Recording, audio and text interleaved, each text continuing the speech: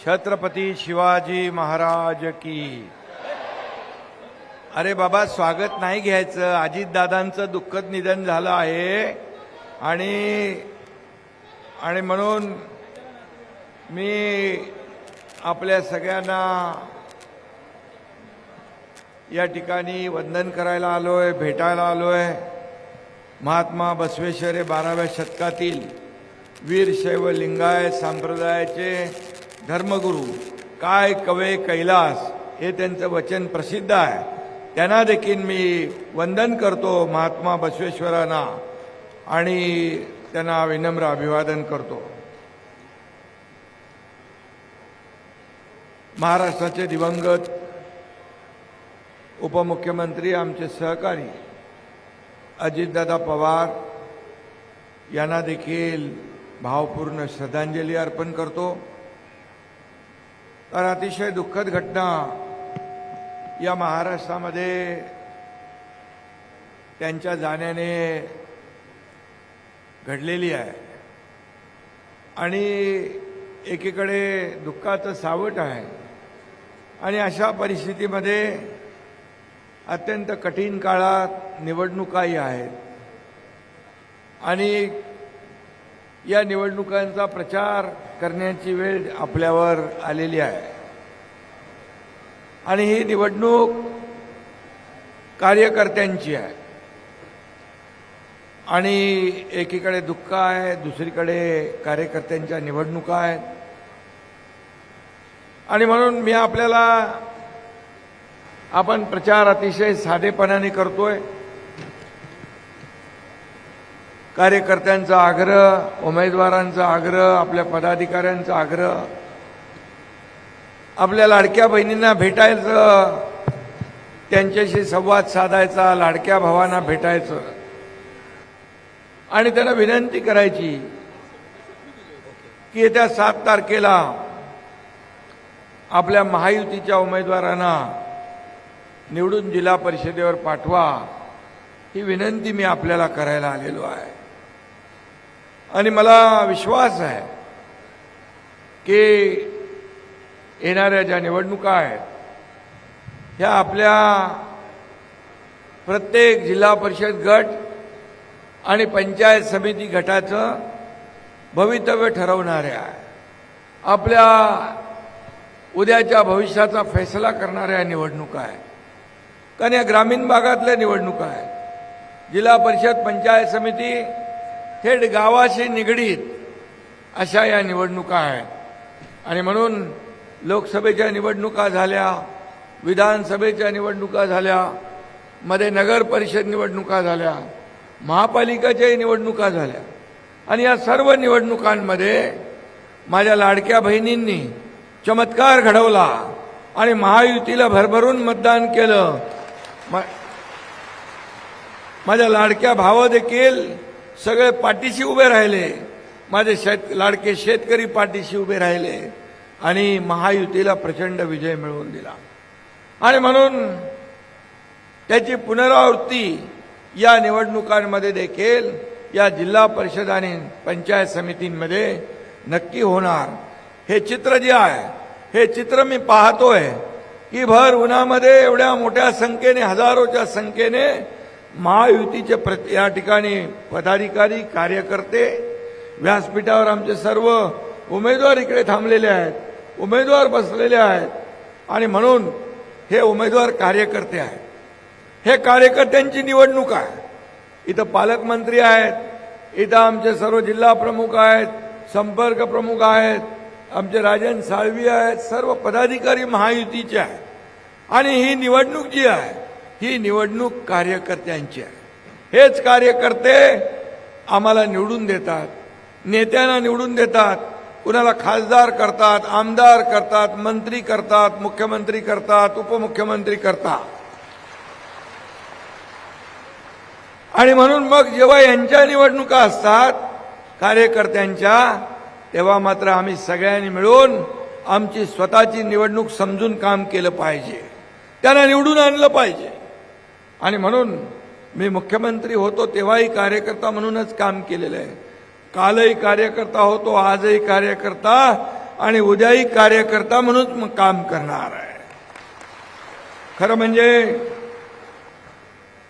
मी आपल्याला एवढंच सांगेन की महायुतीचं सरकार आपलं आहे. मी 2.5 वर्ष मुख्यमंत्री होतो, आपल्या सगळ्यांना माहीत आहे. या 2.5 वर्षामध्ये पायाला भिंगरी लावून संपूर्ण महाराष्ट्रामध्ये फिरलो, गावागावात फिरलो, जिथे जिथे संकट आलं तिथं गेलो, जिथं आपत्ती आली तिथं गेलो, ज्या ज्या ठिकाणी आवश्यकता होती त्या ठिकाणी पोहोचलो. सर्वसामान्य माणसाचं सरकार या राज्यामध्ये आपण आणलं आणि अनेक प्रकल्पांना आपण चालना दिली. अनेक प्रकल्प महाविकास आघाडीच्या सरकारमध्ये बंद होते, ते प्रकल्प देखील सुरू केले. लोकाभिमुख कल्याणकारी योजना आपण केल्या. लाडकी बहीण योजना केली, लेक लाडकी लखपती योजना केली.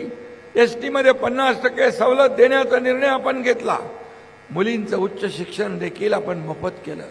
मला आठवत आहे, मी मुख्यमंत्री असताना रात्री 12:30 वाजता टीव्हीवर बातमी पाहिली, एका मुलीने आत्महत्या केली.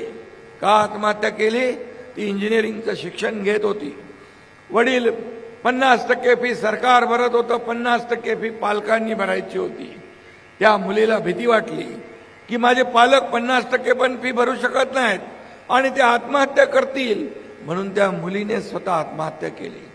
अतिशय दुर्दैवी घटना घडली. मनाला वेदना लावणारी, मनाला चटका लावून जाणारी घटना मी टीव्हीवर पाहिल्यानंतर तुमच्या एकनाथ शिंदेने येणाऱ्या पहिल्या कॅबिनेटमध्ये 50% फीचे 100% फी माफ करून टाकली. मी म्हणालो, ही सत्ता, सरकार, मुख्यमंत्री ही पद कशासाठी? जर आपल्या राज्यामध्ये एक मुलगी आत्महत्या करते शिक्षणासाठी, या राज्याचा सत्तेचा उपयोग काय? आणि म्हणून गोरगरिबांचं सरकार जे आम्ही चालवतोय, खऱ्या अर्थाने त्यावेळी शेतकरी सन्मान योजना आपण केली. आदरणीय प्रधानमंत्री मोदीजीने 6,000 रुपये वर्षाला शेतकरी सन्मान योजनेमध्ये दिले. आपल्या राज्याने त्याच्यात आणखी 6,000 रुपये टाकले. 12,000 रुपये वर्षाला शेतकऱ्याला मिळू लागले. या ठिकाणी शेतकरी सन्मान योजना, पीक विमा योजना, त्याचबरोबर या ठिकाणी सततच्या पावसामुळे होणारं नुकसान या ठिकाणी आपण देऊ लागलो. आणि म्हणून शेतकरी हा आपला अन्नदाता आहे, शेतकरी हा मायबाप आहे.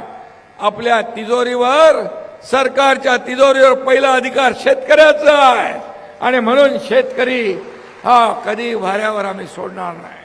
आज माझ्या लाडक्या बहिणी इथं आहेत. मी देखील गरिबी पाहिली आहे. मी शेतकरी कुटुंबातून आलोय, शेतकऱ्याचा मुलगा आहे. मी देखील पूर्वीचे दिवस पाहिलेत.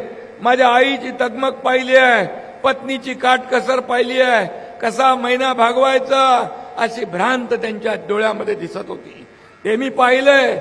आणि मी जेव्हा मुख्यमंत्री झालो तेव्हा मी ठरवलं या माझ्या माता भगिनींसाठी काहीतरी करायचं आणि तिथूनच मुख्यमंत्री माझी लाडकी बहीण योजना सुरू झाली.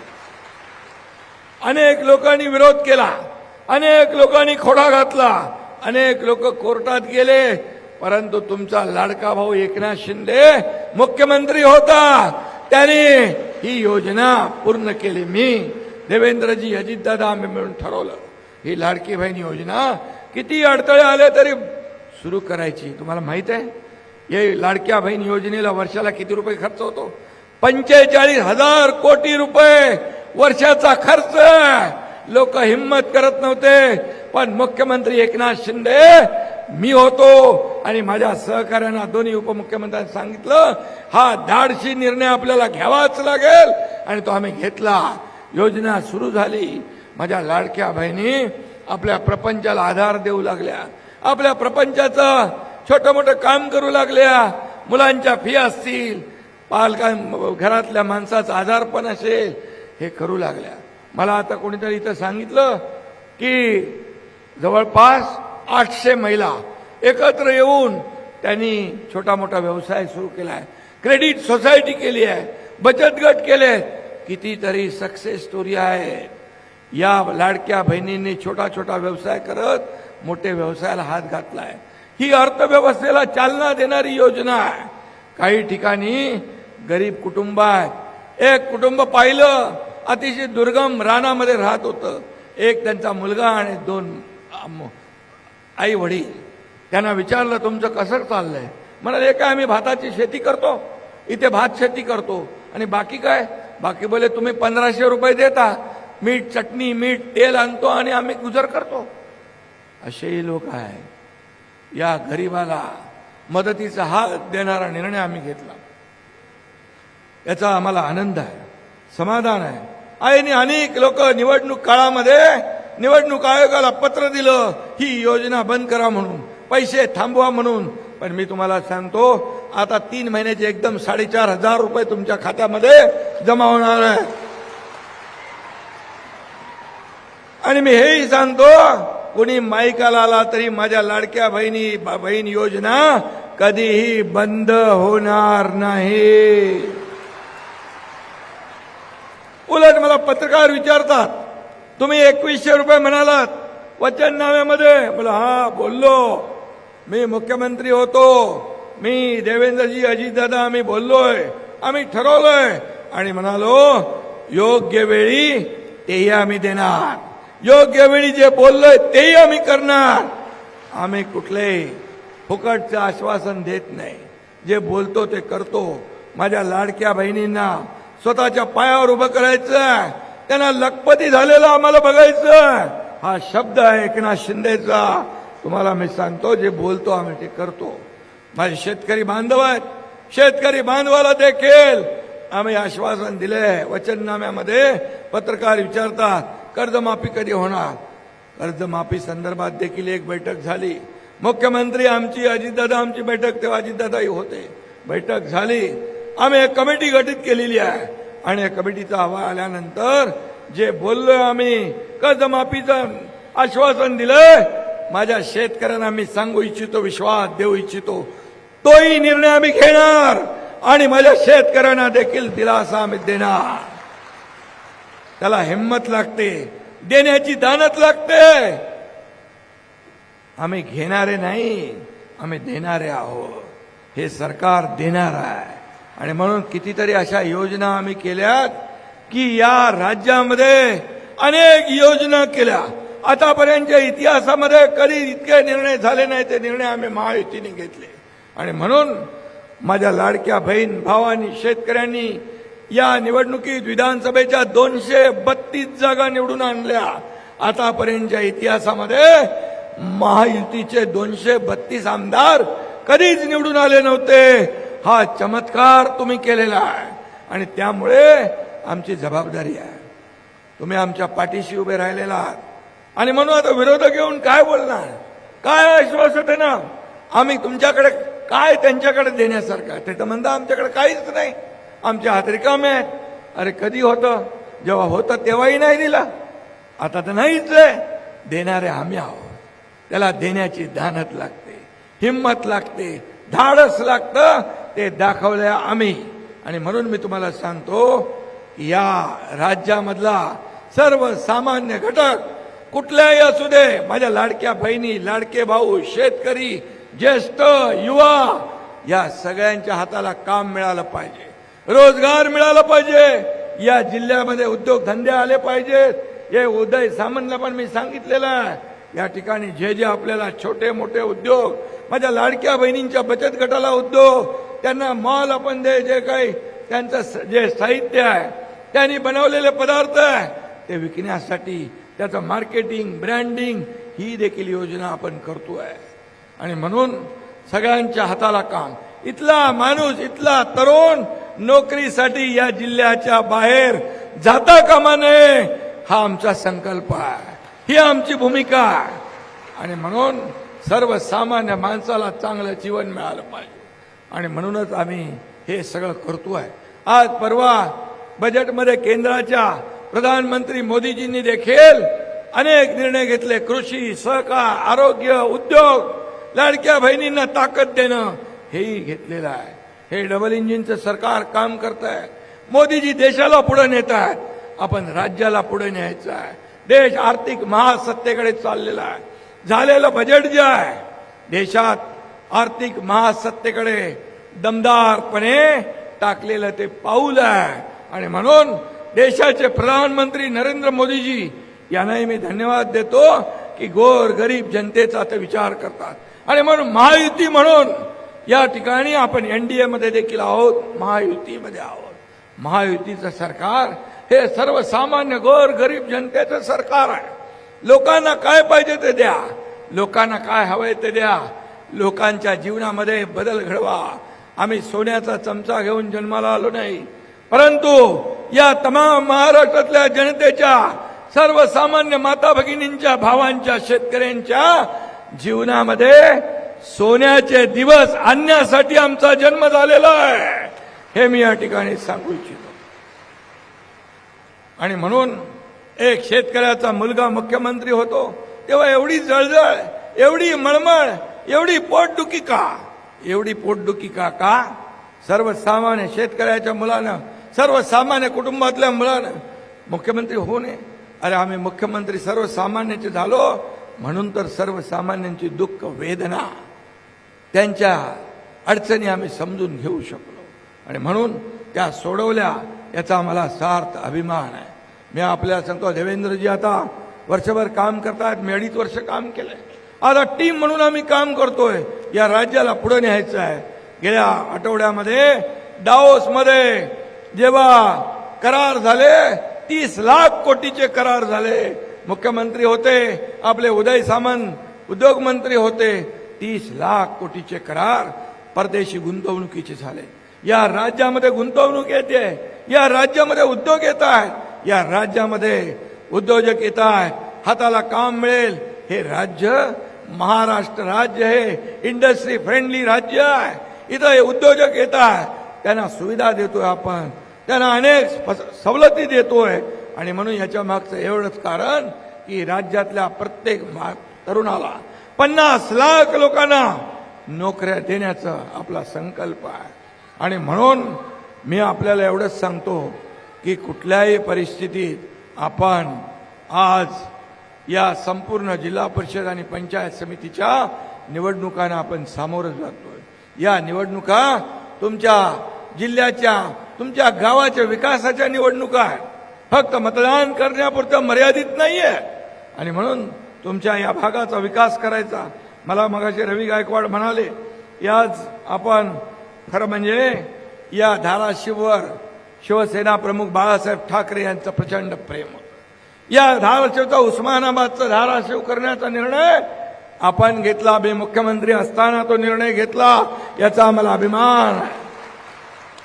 आणि म्हणून आज मी आपल्याला एकच सांगतो, ही निवडणूक तुमच्या मुलाबाळांच्या भवितव्याची आहे. ही निवडणूक उद्याच्या भवितव्याचा फैसला करणारी निवडणूक आहे. आणि म्हणून काही लोक येतील, आम्ही अमकं करू, तमकं करू, हे करू, ते करू, निवडणुकीपुरतं खोटं आश्वासन देतील. पण या तुमच्या लाडक्या भावानं तुम्हाला फक्त निवडणुकीसाठी ओवाळणी नाही, दिवाळीसाठी ओवाळणी नाही, भाऊबीजेसाठी ओवाळणी नाही, दर महिन्याला न चुकता ओवाळणी तुमच्या खात्यामध्ये टाकण्याचा निर्णय घेतला. ती ओवाळणी कधी बंद होणार नाही, हा शब्द मी तुम्हाला देतो, हा शब्द देतो. आणि म्हणून मी आपल्याला एवढीच विनंती करेन, येणाऱ्या 7 तारखेला आपल्याला महायुतीचे उमेदवार विजयी करायचे आहेत. इथं काही प्रश्न आहेत, इथे काही मगाशी सांगितलं, उजनी ते कुणाळी शेतीसाठी पाणी पुरवठा होण्यासाठी कृष्णा मराठवाडा सिंचन योजना, बरोबर आहे, यासाठी आपण प्रयत्न करू. मी एक उपमुख्यमंत्री म्हणून मुख्यमंत्र्यांशी बोलून यामध्ये मार्ग काढू आणि या पाण्याचा प्रश्न जो आहे, शेतीचा प्रश्न आहे, तो मार्गी लावण्याचं काम करू. कारण सिंचन प्रकल्प आमच्या महायुतीच्या काळात 120 सिंचन प्रकल्पांना मान्यता दिली. महाविकास आघाडीच्या काळामध्ये सुरुवातीच्या काळात फक्त 4 सिंचन प्रकल्पांना मान्यता दिली. पण महायुती झाली, मुख्यमंत्री मी झालो, त्यानंतर 120 प्रकल्पांना मान्यता दिली. शेवटी शेतीला पाणी पाहिजे, पिण्यासाठी पाणी पाहिजे, चांगले रस्ते पाहिजेत, दिवाबत्ती पाहिजे, या ठिकाणी सोयी सुविधा पाहिजेत, गोर गरीब जनतेला जगण्याचा अधिकार पाहिजे, ते देण्याचं काम आपल्याला करायचं. त्याचबरोबर उमरगा येथे पंचायत समितीची नवी इमारत बांधकाम करायची आहे. उमरगा लोहारा तालुक्यातील शेतकऱ्यांना शेतीसाठी पाणी, जे शाश्वत पाणी आहे तेच आता जे म्हणाल होते. आणि म्हणून मराठवाड्यामध्ये या ठिकाणी मी आपल्याला एवढंच सांगतो, मराठवाड्याचा दुष्काळ वाडा हा शब्द आपल्याला पुसून काढायचा आहे. आणि सगळीकडे महाविकास आघाडीने मराठवाडा वॉटर ग्रीड बंद पाडला होता. मी मुख्यमंत्री झाल्यानंतर देवेंद्रजीने आम्ही ठरवलं की हे पुन्हा सुरू करायचं. मराठवाडा वॉटर ग्रीड हा दुष्काळ वाडा हा शब्द पुसायचा आहे. या ठिकाणचा दुष्काळ संपुष्टात आणायचा आहे. हे आमचं विजन आहे, हा आमचा संकल्प आहे. उमरगा लोहारा मतदारसंघासाठी मंजूर असलेल्या सर्व 9 उपकेंद्राची कामं या ठिकाणी सुरू करायचं आहे. छोटं पंढरपूर म्हणून परिचित असलेल्या माकणी येथे निम्न तेरणा प्रकल्पावर पर्यटन केंद्र विकसित करायचं आहे. पर्यटन मंत्री आपला शंभूराज देसाई, त्याला मी सूचना करतो तात्काळ हे करू. लोहारा येतं MIDC उभी करायची नाही. MIDC लोहारामध्ये देखील MIDC होणार आणि ती करणार, हा शब्द देखील एकनाथ शिंदे देतोय. मी उदय सामंतांना सांगणार, पालकमंत्री याचा पाठपुरावा करतील आणि लोहारामध्ये देखील MIDC देतील आणि या माझ्या तरुणांना हाताला रोजगार मिळेल. मागील वर्षभरात मतदारसंघाचा थांबलेला विकास पुढे जाईल. गावोगावी बाळासाहेब ठाकरे स्मृती मातोश्री ग्रामपंचायत बांधणी, त्याच्यासाठी पण आपण पैसे दिलेले आहेत, त्यासाठी तजवीज केलेली आहे. ते मी पैसे, माझ्याकडे आकडे सगळे आहेत, पण मी ते काय सांगत नाही या ठिकाणी. आणि म्हणून यासाठी देखील आपण ग्रामपंचायत बांधणीसाठी 36 ग्रामपंचायती बांधण्याचं काम सुरू होईल. त्याचबरोबर ग्रामीण रस्त्यासाठी 94 कोटी रुपये, ग्राम स्वराज अभियान अंतर्गत 19 ग्रामपंचायत इमारतीसाठी नागरी सुविधा केंद्र बांधण्यासाठी निधी.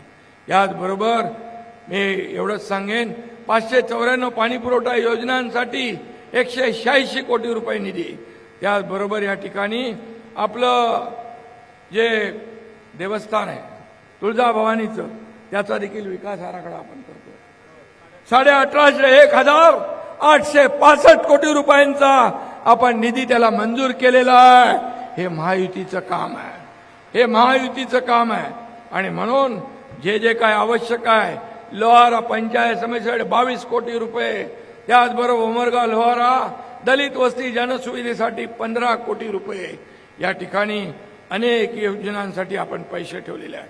जिल्हा वार्षिक योजनेतून औषधी सुविधांसाठी 16.5 कोटी रुपये, 9,208 कुटुंबांना वैयक्तिक शौचालयासाठी 11 कोटी रुपये, धाराशिव पंचायत समिती क्षेत्रात वित्त आयोगातून 86 कोटी, दलित वस्ती सुधारणा 14 कोटी, तुळजापूर संत सेवालाल महाराज लमान तांडा समृद्धी योजनेसाठी 3.5 कोटी आणि दलित वस्ती सुधारण्यासाठी 12 कोटी. इथे खूप आहे आकडे माझ्याकडे, पण मी काय आता बोलत नाही. मी एवढंच सांगतो, मी मुख्यमंत्री असताना एवढ्या प्रकल्पांना आपण मान्यता दिली. आता देवेंद्रजींच्या काळात देखील त्या मान्यता आपण पुढे देतोय. एवढ्या मान्यता दिल्यात की ज्या ठिकाणी गेल्यानंतर मला लोक सांगतात, हे तुम्ही मुख्यमंत्री असताना दिले, हे तुम्ही मुख्यमंत्री असताना दिले. मी म्हणालो, अरे बाबा, हा एकनाथ शिंदे दिलेलं कधी सांगत नाही, या हाताचं या हाताला पण कळू देत नाही. ही माझी सवय आहे, ही माझी कामाची पद्धत आहे. मुख्यमंत्री सहायता निधी मधून या एकनाथ शिंदेने 450 कोटी रुपये दिले. 450 कोटी, जवळपास 80 ते 90 हजार लोकांचे प्राण वाचवले. हे पैसे कोणाचे आहेत? हे पैसे तुमचे आहेत. पूर्वीच्या सरकारमधल्या मुख्यमंत्र्यांनी अवघे 2.5 वर्षात 4 कोटी रुपये, एकनाथ शिंदेने 450 कोटी रुपये, 450 कोटी रुपये देऊन लोकांचे जीव वाचवले. माझ्या माता भगिनींसाठी आम्ही माता सुरक्षित तर कुटुंब सुरक्षित हे अभियान सुरू केलं. 3 कोटी आमच्या माता भगिनींची तपासणी केली. त्यामध्ये 10,000च्या वरती माझ्या माता भगिनींना अनेक आजार त्याच्यामध्ये डायग्नोसिस झाले. तात्काळ तपासणी झाल्यामुळे त्याच्यावर उपचार करता आले, त्यांचा जीव वाचवता आला. आणि म्हणून अशा अनेक योजना आपण केलेल्या आहेत, अनेक योजना सुरू केल्या. 1.5 लाखाची महात्मा ज्योतिबा फुले योजना जी होती, आम्ही मुख्यमंत्री झाल्यानंतर महायुतीच्या काळात ती 5 लाख रुपये केली. 1.5 लाखाची योजना 5 लाख केली. आपल्या कुटुंबाचा विचार करू. केंद्राची देखील योजना आहे, राज्याची आहे. आणि मग अशा अनेक योजना आपण या ठिकाणी केल्या. शासन आपल्या दारी सगळ्यात महत्वाकांक्षी प्रकल्प आपण सुरू केला. बाळासाहेब सांगायचे, कार्यकर्ता घरात नाही लोकांच्या दारात शोभून दिसतो. ती योजना शासन आपल्या दारी घेऊन गेलो आपण. 5 कोटी लोकांना त्याचा फायदा झाला. का? योजना पूर्वी नव्हत्या, होत्या. लाभार्थी नव्हते, होते. सगळं होतं. परंतु या योजना ज्या आहेत या दारापर्यंत पोहोचवण्याचं काम केलं. आता आपण नवीन योजना केली आहे. शासन आपल्या दारीप्रमाणे आरोग्य आपल्या दारी, आपल्या दारोदारी आरोग्याच्या व्यवस्था येईल. माझ्या माता भगिनी, भाऊ, शेतकरी यांच्या आरोग्याच्या तपासण्या होतील. त्यांना तात्काळ त्या ठिकाणी उपचार होतील, त्यांचे जीव वाचतील. यापेक्षा काय पुण्याचं काम असू शकतं? मला काय मिळालं यापेक्षा या माझ्या जनतेला काय मिळालं हे बघणारे लोक आम्ही आहोत. किती प्रॉपर्टी कमवली, किती संपत्ती कमवली, किती काय कमवलं, यापेक्षा किती माणसं कमवली आणि किती माणसांचं प्रेम कमवलं हे आमच्यासाठी महत्वाचं. आणि म्हणून शेवटच्या क्षणापर्यंत रक्ताच्या शेवटच्या शरीरामध्ये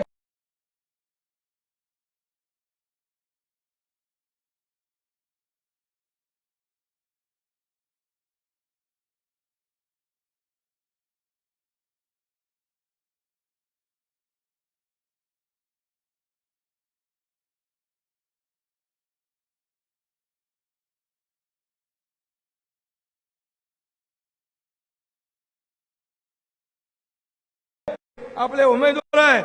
हे उमेदवार तुमच्या हक्काचे आहेत. हे महायुतीचे उमेदवार या ठिकाणी शिवसेना आहे, भाजप आहे, राष्ट्रवादी आहे, रिपब्लिकन सेना आहे. हे उमेदवार तुमच्या हक्काचे आहेत.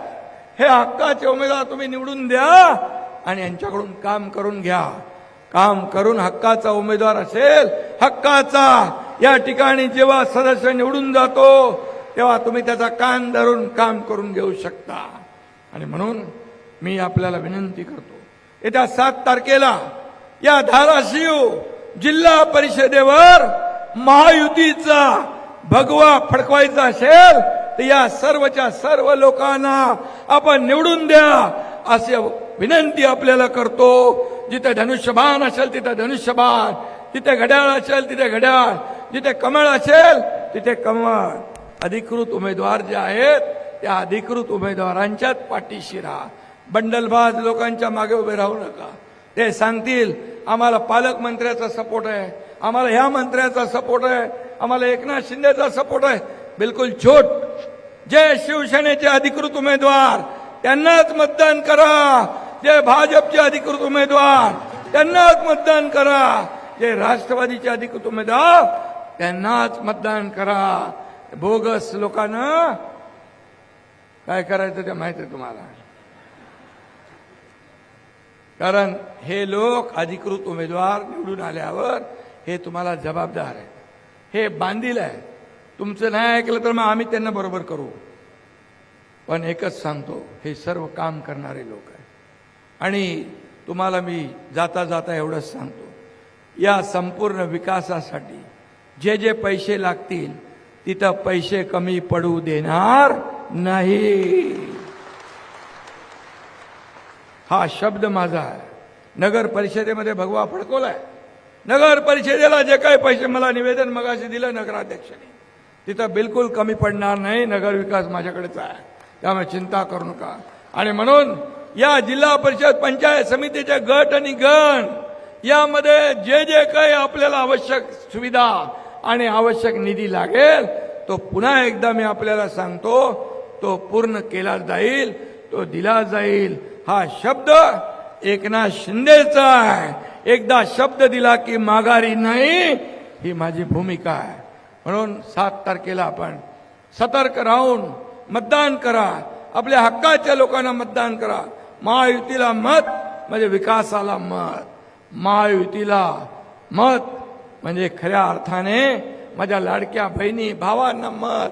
आणि म्हणून मी आपल्याला पुन्हा एकदा विनंती करतो, 7 तारखेला इतिहास घडवा, 7 तारखेला इतिहास घडवा आणि जेवढे महायुतीचे उमेदवार आहेत त्यांना जिल्हा परिषदेमध्ये पाठवा.